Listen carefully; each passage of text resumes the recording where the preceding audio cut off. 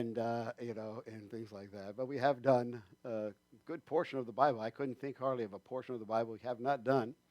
Maybe just a couple of books that I would like to have done, but literally just about the entire thing. And one of the great advantages of going through the entire Bible, of course, is it makes pastors, particularly those who are teaching, it forces you to deal with topics in the Bible that may not be your favorite to actually talk about. It's in there, but you sit there and you read it, and sometimes a lot of pastors, we get into this groove of wanting to just talk about the nice fluffy things, I'm trying to say, and make everyone feel good about life and things like that. And that's true. But of course, the Bible deals with so many different things. And as a pastor, and a pastor for all these years, one thing I do recognize is one thing we do is we encourage people to read the Bible, right? And so I encourage people to read the Bible. That means I encourage people to read the entire Bible. And so therefore, it would be foolish on my part, or foolish on any pastor's part, if you're encouraging people to read the Bible, that all of a sudden they're going to come up to something that is going to be challenging and very difficult to understand, or difficult to swallow, or try to fit into some well, technically it's called a hermeneutic, or the way you see things, in the sense, therefore, the way you see God, the way you see life, the way you see, therefore, how you interpret the Bible, how you would actually take and see things in the Bible. And so, but when you read the entire thing, when you actually take it from cover to cover, you have no choice but to actually deal with topics that are difficult, that are hard, actually, for us. And some things we don't want to hear. We don't want to, and tell you the truth, and for teachers, sometimes pastors don't want to talk about it. And that's honestly God's truth. That is the truth. And that's why you see most of the, I won't get into that. I better put that soapbox back into my back pocket right there. I was just about ready to break out a soapbox. I'm not going to, though, this morning. But we've been going through the going through the book of Joshua. And I can remember many years ago, we actually, matter of fact, I think Mark Tippett came to, not come to Christ. He did. He finally came to Christ. Mark Tippett, when coming to this church. No, we were doing a study, a summer study, and it was in Judges. And there's probably some people would consider that probably one of the most difficult books in the whole Bible to read and to go through, because some really tough stuff in the book of Judges. But God had us go through the book of Judges, which we did, and I think fairly well. And so, but Joshua, in some portions of Joshua, there's some tough stuff in Joshua. And they're not all the fluff stuff. These two chapters that we're dealing with this morning, if you were to read them on your own, you'd go, uh-oh, particularly in today's society and viewing of things and how they want to see God and they want to see different things. And I know to some extent when some people, they come up with the next two chapters we're going to be looking at, 7 and 8, chapter 7 and 8, that some people, it's for some Christians even think that there's, either there was a different God in the Old Testament. You think I'm joking? Or there was basically God changed his mind. God is a God who just is kind of flaky. He just kind of, he gets to a point and goes, well, I think I changed my mind. I didn't really mean that, or I don't really do that, you see. And that's just not true. God is the same. God is true and right and faithful and all the rest. And he's the same from cover to cover. It's the same God doing the same things, you see. And there is now, the things that are different, of course, is Jesus. Jesus changed the whole thing, right? Jesus changed, but Jesus is kind of part of the plan. Jesus is part of the whole package. You cannot separate out Jesus from God. You cannot separate out Jesus and what he means in terms of things. But however, nonetheless, it is God. From Genesis to Revelation, it's one God with a plan doing stuff, trying to get things across to people. He didn't change his mind thinking there was a better way. He didn't go to a plan B or something like this. This is just the plan of God, always, right? And when we think of this book, Joshua, particularly if you were to read, and we encourage you to do that. When I say we encourage you to read the Bible. A matter of fact, there's some beauty of having a summer series that goes through this type of thing is to actually follow along, to actually read either in advance or afterwards, after a Sunday, the chapters that we go over. So in other words, we're in Joshua, and we're actually going through 7 and 8, right? So we're going into 7 and 8. Okay, well, see, if you haven't read them already, is to read them this week, to follow along. Obviously, a lot of people are on vacation and things like that. I'm leading worship. The Mulaney's are in Greece, so, they're suffering for Jesus in Greece, you know what I mean, right now, and, tough life for them. And so they're in Greece. And so on vacation, well, it would be, what? The beauty of that is, okay, they're away for 2 weeks. We're doing 7 and 8, and next week it's 9 and 10. Okay, so guess when they come back, it's 11 and 12. You see, I mean, then you know where we are. You know what's going on. You kind of have an idea of what's happening each week, and so you can follow along with us and kind of look at it yourself. And the point of I'm bringing that up is why I guarantee you, there's got to be questions for people. I have questions. I had questions. To this day, I still have to question. I have to, when I prepare for something like this, and I'm reading Joshua, I go, man, Lord, what were you doing here? What is going on here? And of course, I have a slew of books that I have over here, that I'm reading, and I read through, to help me in my understanding of different things. I do to this day. Anyone who doesn't do that is just it's foolishness. To think that we have it all down. We know exactly what it all means and things like this, you see. And so is to do that. Take the opportunity in the summertime. Take these 2 chapters, right, and say, okay, let me read through them. And it is one of those exciting books. To me, Joshua is one of these super exciting books because it really shows this whole idea of the relationship between God and his people and people with people and the frailties of humanity. It even gets into, particularly in this for chapter 8, whole idea of strategies. I know military people that would reference Joshua as a military person and actually studying, when they study military strategy, they refer to, believe it or not, some aspects of the Bible. They would actually refer to things like Joshua, believe it or not. And, Napoleon too, but he's not in the Bible. But well, guys like this, you see. But that's the truth. Strategies, things like that. You see that in chapter 8, actually, here, as I said. And all throughout the Bible, we do is we see this parallel always, I think, in the Bible. Throughout the Bible, you see this parallel. It's this whole idea of the distinctiveness of God's people, right?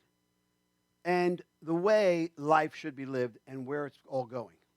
So in other words, the distinctiveness of God's people, him making a distinct people for himself. Why? Because he is the one who created all things, and he's looking for people to live it out the way he created it to be.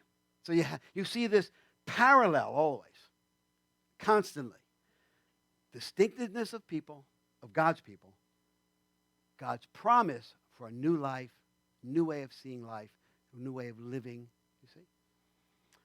And particularly you see that here because why? In Joshua, who is Joshua? Outside of my son who played drums this morning, who is Joshua? Joshua, is Moses' protege, right? He's the one who now is actually literally bringing the people of God into the promise of God, into the promised land. Standing for, by the way, and I know some people don't like to hear it this way, that's standing for a metaphor. A metaphor. The promised land standing as a metaphor for God's promise of making all things right and new when Jesus comes and returns. You see, this is the promised land. It's a representation of the kingdom of God. If God was in charge, you see, what would it be like? You see, this is so the promised lands become like a metaphor for that. Okay? For what he's doing, the big picture. It's a big picture. And you have to see it that way. Because otherwise you get caught up in the details and you get all messed up. If you don't see the big picture of what God is doing, I've said this a million times, and as a pastor of this church anyway, you have to take a step back and always look at the bigger side, the big picture of things, as opposed to just these small little things. Well, what does that, how does that affect me kind of thing? The whole point of what is God doing in all of creation. And so here we see him basically bringing people into the promised land. And in it, life was to be different, you understand.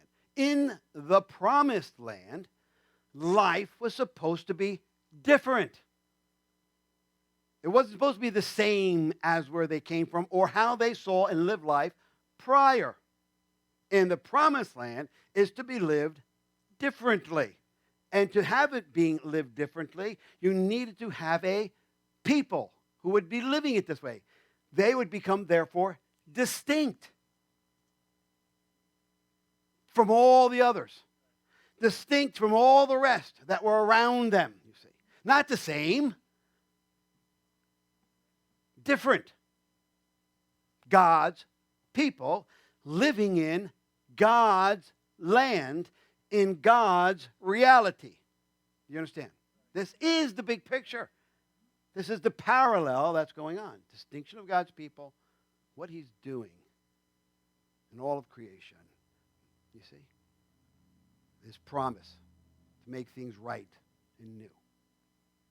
Okay. Same God, Old Testament, same God, New Testament. And in that, basically, what does he do? He gives Moses, he sends Moses up on the mountain, Mount Sinai. And what does he give him? I could actually be like a Bible study here this morning. What does he do? He gives him the 10 Commandments. And the last of those 10 Commandments is one that actually is very encompassing of everything. Really, when you think of the 10 Commandments, this last commandment can be like, really, you can almost look at it as encompassing all of it, right? In the sense of what you are. And it is, thou shalt not covet. Thou shalt not covet. You shall not covet anything. Look to get something and be jealous for that which you don't have. To go after something. You don't have it. Other people have it. You must have it.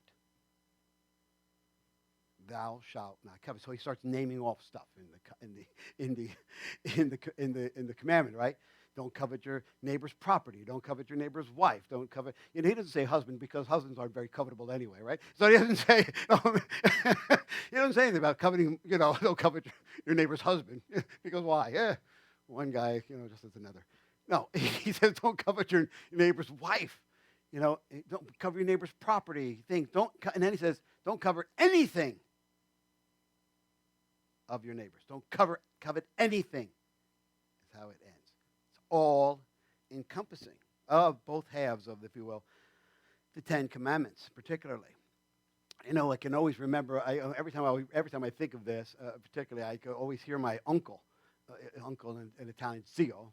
I hear Uncle Zio Pasquale. Zio Pasquale when I was a young boy, right? Zio Pasquale. And he would tell me, because their houses were always so pristine, you know what I mean? Always the houses are so pristine, nothing out of place. I mean, there was not a dust ball anywhere to be seen. They're not allowed in the house, you know what I mean? They're just a pristine home, And so as a young boy, I'd be going into my uncle's house or whatever, and I want to, and I was a tactile kid, you know what I mean? I had to touch stuff, you know what I mean? And so that's how I learned, And so it was tactile, and then of course my uncle would go, Luigi, keep your hands off. That's how he would say it. Luigi, keep your hands off. All right, okay, Uncle. I keep my hands off of that. No, not touching. No touching. No touching. No touching. There was a movie. It was a Disney movie, what you call it, Emperor's New Groove. No touching. No touching. And when you think about that, families, oftentimes, when you think of families and bringing families into it, they oftentimes think about, and they talk about, can I get somebody's cell phone with a clock on it? I have no idea what time it is. And so families, oftentimes talk about distinctiveness, don't they? When you think of distinctive families, oftentimes talk about their own distinctiveness. One family over in another family. We do this, they don't do that, kind of thing. We are different than them. They may do that, but we don't do that. They may think it's okay to let you guys to do something, but we, in our house, we don't do that. We eat pasta, they eat rice. We whatever it might be. We, in our family, our distinctiveness. We have a distinctiveness. in our family. And matter of fact, in traditional families, particularly, there was, because of they saw themselves as distinct units, family units. You could bring, if you did something wrong outside of the family distinctions, or to embarrass the family, you see, it was a big no-no, right? To actually do something to bring shame to the family. To bring shame. I mean, some cultures, particularly Japanese culture, Italian culture, believe it or not, and the traditional Italian culture, not necessarily anymore, pre-World War II, I think, families, you could bring shame to your family if you did something, you see. My grandfather, my mother's father, because we had cousins who got into nefarious things down in New York City. As far as I'll go. They were New York City Italians who got into not good things. From Sicily. So there you go. Sicilians in New York City. That's all I got to say. But my grandfather, he lived upstate here. He lived upstate by West Point. And he'd always tell my mother and her sisters, and then she would always say, watch out for the black of hands, he'd say. Watch out for the black of hands. I don't know why I'm doing the Italian thing this morning, but watch out for the black of hands. The black hands were the mafia. Watch out for the black of hands, he'd always say. Because if they were going to kill you, they put a black glove under your pillow, basically, is what would happen. I won't get into that. But the point of it is that he'd say, watch out for the black of hands. Because why? You get involved with those guys, you bring shame to our family. You get involved with them, you'll bring shame to us, basically, is what he's saying. We are not them. They may have done that. They may be like that, but we are not like that. A distinctiveness, you see. And so families have these distinctions, and some take seriously the whole idea, as I say, of bringing this shame, the whole idea of the bad apple, if you will. But I'm not going to read these two chapters, of course. I'm just going to hint on them. But here in Joshua chapter 7, verse 1, it says this. It says, chapter 7, verse 1, it says, the Israelites acted unfaithfully in regard to the devoted things. Achan, son of Camri, the son of Zimri, the son of Zerah. If you notice, the big deal to have the family, right? This is the whole family. They're going down the family line here, right? This is his father's grandfather and his great-great-grandfather. Of the tribe of Judah, we know which tribe they're from. We're going to name them, right? So this family belonged to these people. They belong to this tribe, you see. The tribe took some of them, took some of the devoted things. So the Lord's anger burned against Israel. So the whole 2 chapters are about this. That's what they're about. What happened was, he talked about they went to Jericho last week, right? So they go into Jericho last week. They go around, right? They go around the walls of Jericho, and next thing you know, God fight. They blow the horns. What happens? All the walls come down. God fights their battles. And this kind of thing is just wonderful. Well, he told them, because Jericho was devoted to destruction. God said, these guys are so wicked, I want you to have absolutely nothing to do with them, and I want to make sure you understand, I want you to take nothing from them. I want you to take nothing from them. Zero. Matter of fact, these guys are so bad, that city will never be built upon again. It will never be built again. That's how wicked these guys are, and I want you, therefore, not to be infected by them or affected by them. You're going to wipe them out, and I want you to touch nothing of theirs. That's called, when he talks about the devoted things, not talking about devoted things to God, he means devoted things to destruction. Those things devoted to destruction. Right? Because they're not us. And they will affect you. You will. And this is what happens to that. This is what he's saying. This is chapter 7 and 8. So now, because that's how it starts. But what happened? Some dude, Achan, he decides, well, some of this stuff looks pretty darn good. Why should we not take that home? It's awesome. Look how wonderful. Look how good it makes me feel. How could it be bad, this thing? How could it be bad? It couldn't be bad. I feel good. My family's going to be taken care of better because I get this stuff. You see? But then how verse 1 starts. But how does it start? The Israelites. It doesn't say Achan. It says the Israelites acted unfaithfully. It grouped them together. The Israelites acted unfaithfully in regards to the devoted things. Well, we know it was Achan. The Israelites acted unfaithfully. And Achan, the son of Chemri, the son of Zimri, the son of Zerah, of the tribe of Judah, took some of the devoted things. So the Lord's anger burned against Israel, the people of God. So God's anger burned against Israel. When we think of this, again, what happens is the next city that they're going to go attack is Ai. Just a big A and I. Okay, there we go, Ai. They're going to go attack Ai. So that you don't see them actually praying to God. They don't see them asking God. They just know the next city they're going to go attack is Ai. And so they send out spies to go and to spy out the city, just like they did with the other. They're going to go take some spies to go check out Ai. So when they go to come back, these spies say, oh my gosh, these people are wimps. Wimpy people. You know something? Let's not bother the whole tribe. You know what someone would do? Let's take just a couple thousand guys. We'll go in there. Boom, boom, boom. We take the city. No problem. Okay. So Joshua said, sounds cool. Let's do it. So they do. They get round up 3,000 guys and say, let's go attack this thing. What happens? Israel gets defeated.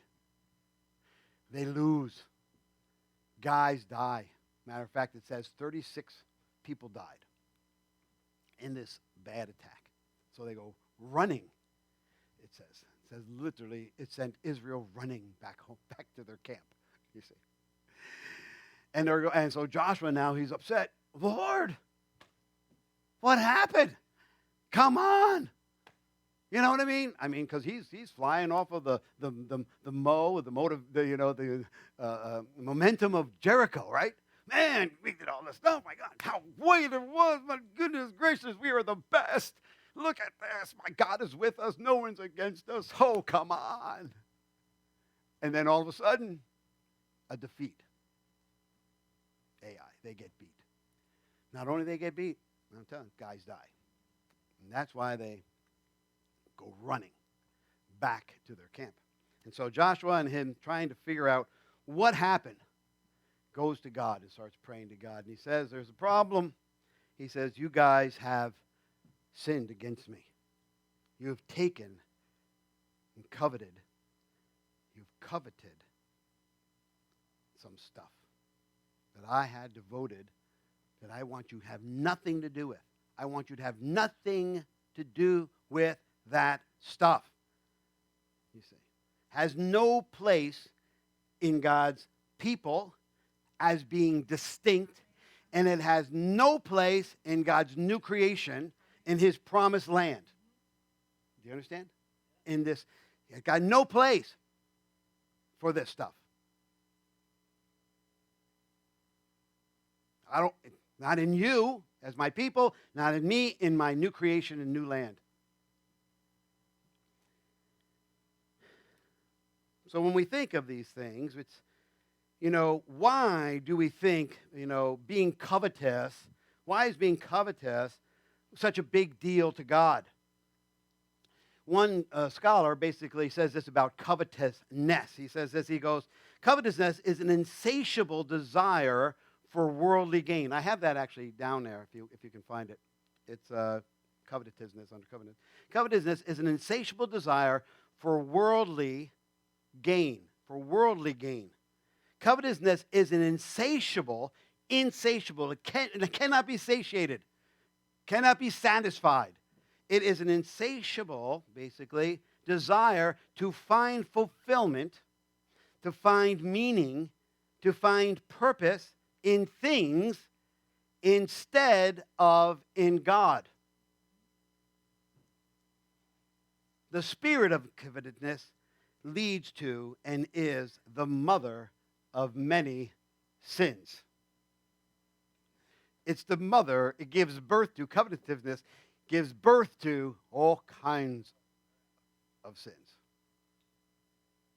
Right? It's putting things above God. And therefore, what God says about those things. God says, keep your hands off. We say, but they're so nice. No touchy. But I gotta. Everybody has one. Why not me? Why can't I have that? Because you are distinct. You are one of my people who is going to be living in my world and my reality.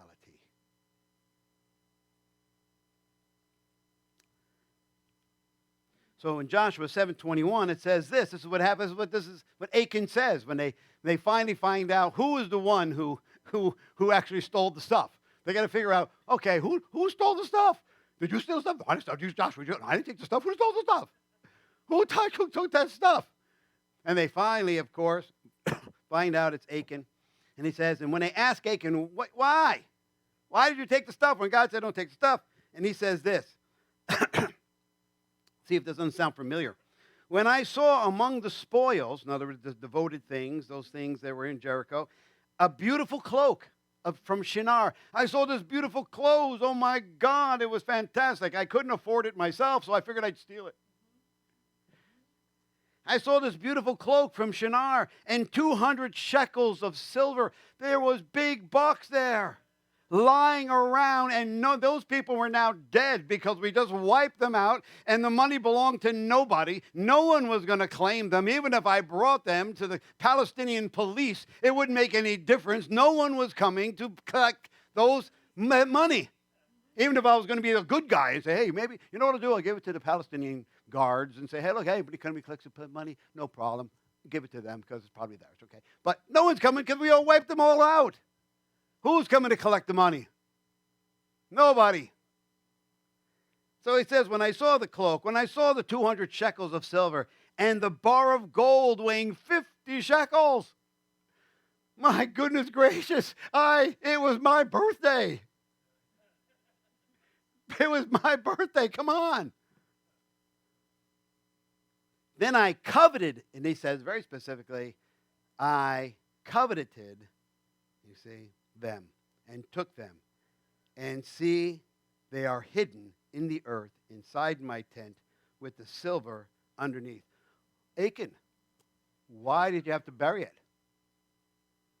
Oh, Achan, you know you did something wrong. Right, Achan? You knew that was not correct.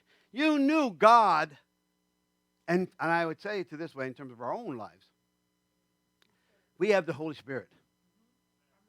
And we know when we are doing something not what God wants us to do. And it says very specifically, you know, because we have the Spirit of God, we need no person to tell us what's right and wrong. God himself is going to us going, keep your hands off, keep your hands off, keep your hands off. You know, but like Achan, sometimes we go, but it's just so nice.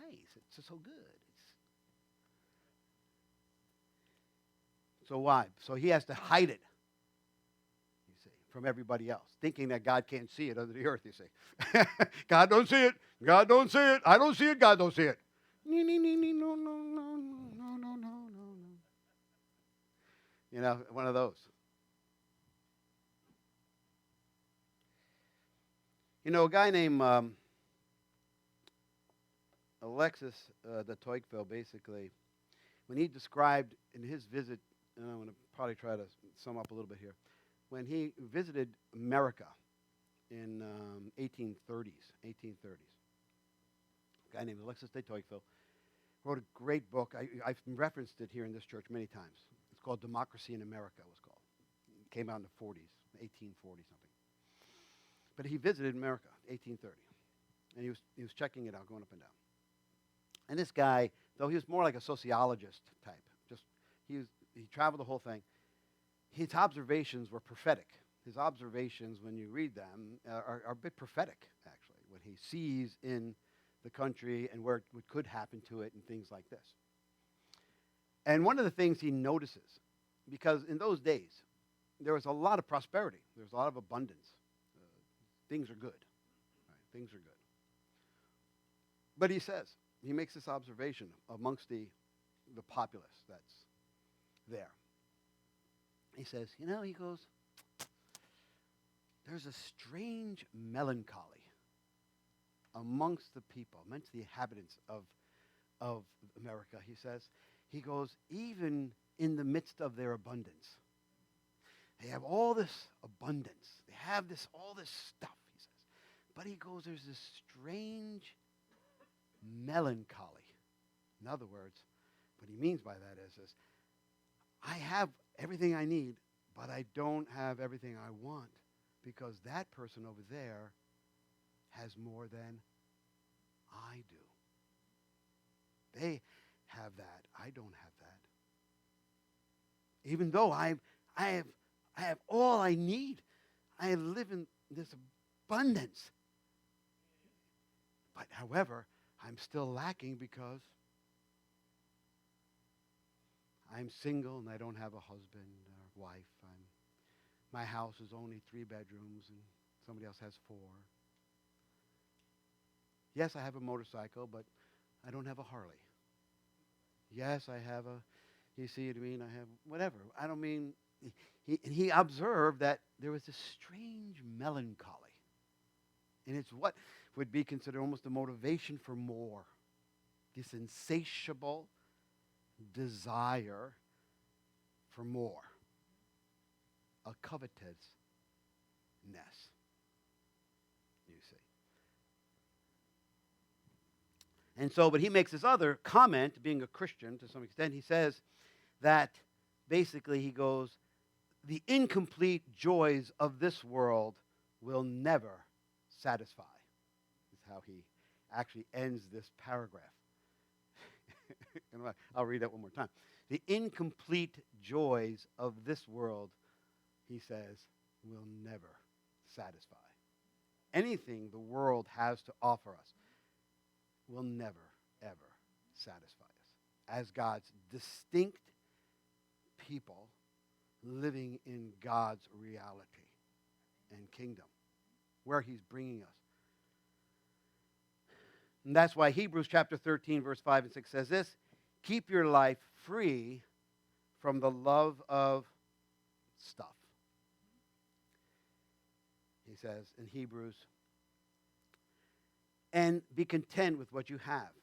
For he has said, I will never leave you nor forsake you. So we can confidently say, the Lord is my helper. You see? The Lord is my helper. I will not fear. What can man do to me? Our distinctiveness as God's people is to put God first in all things and be satisfied with him and with him alone. Any other thing, any kind of covetousness, why was the judgment so harsh upon Israel and upon the lose the battle, have 36 guys die, and then upon Achan, who then lost his life along with his family because this happened.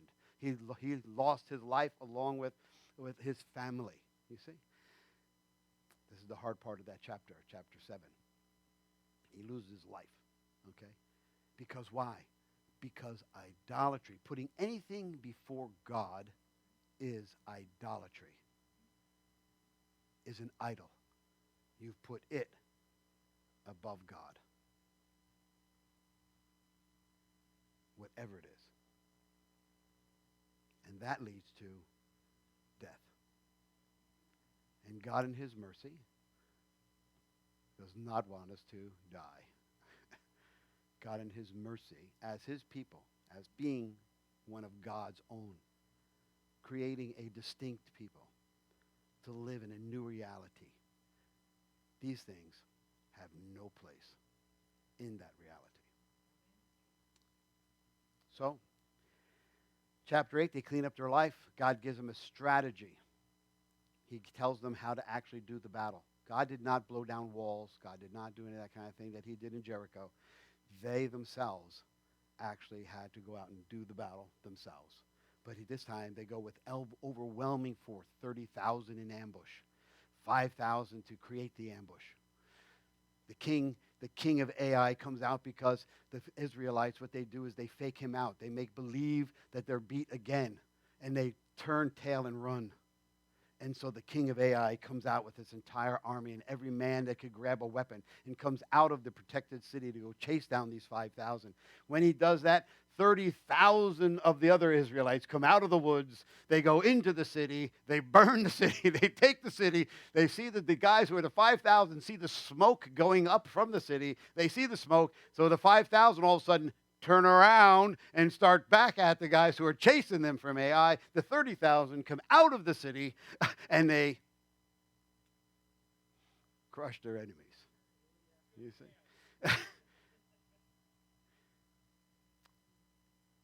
So for us, when we think of all that, when we talk about the battles of the Lord and we think of all the rest, we think of what God has told us, the Word of God. We go to God. We seek the Lord. This is one of the things that really get me about this, particularly as a pastor, as a leader, as a family, for the family. Lord, how would you have me defeat the enemy? How would you have us? The enemy is big and bad and ugly, and he's loud.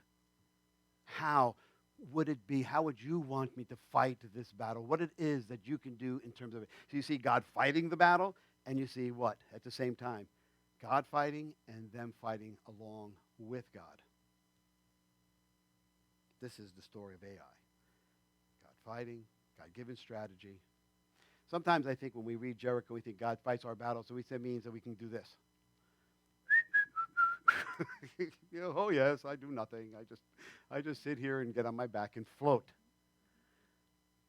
Not as God's distinct people. We are working in cooperation with God. He fights our battles when we're fighting alongside of him. When we're fighting on our own and doing our own thing, like all of a sudden the Israelites decided to do at Ai, hey, what the heck? There's only a couple guys up there. We'll wipe them out, no problem. Wrong answer. No dependence upon the Lord. There is no faith in that. See, sometimes we think, faith says, I kick back. I do nothing. I have faith in God. Wrong. My faith in God. I seek God in every battle I'm in. I'm not operating on yesterday's victories. Today is a new day. And today has its own battles. And today I seek the Lord. I'm not banking on yesterday. Only today. So I seek the Lord today for what I'm supposed to do. Does that make sense? I hope it does. All right. Why don't we